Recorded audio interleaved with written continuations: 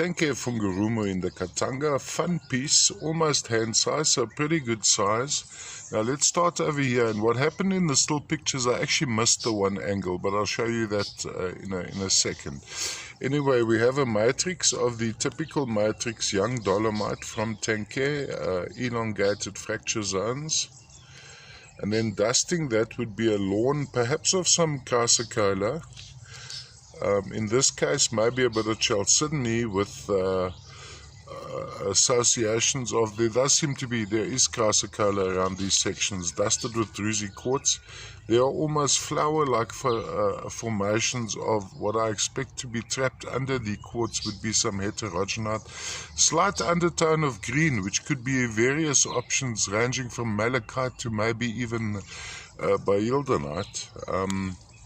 So looking from the top down, we'd have this effect going around like that. Pretty large piece, just under a hand size or on a hand size.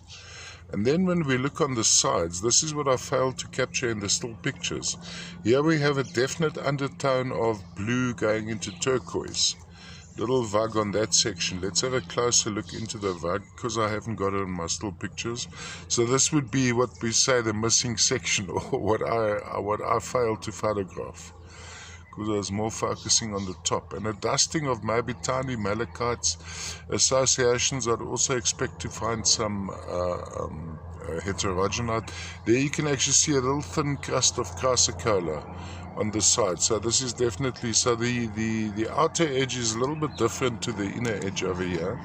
So from a display point of view, this is also rather appealing, maybe even more appealing than the other side I showed you first, or which is photographed in my still pictures.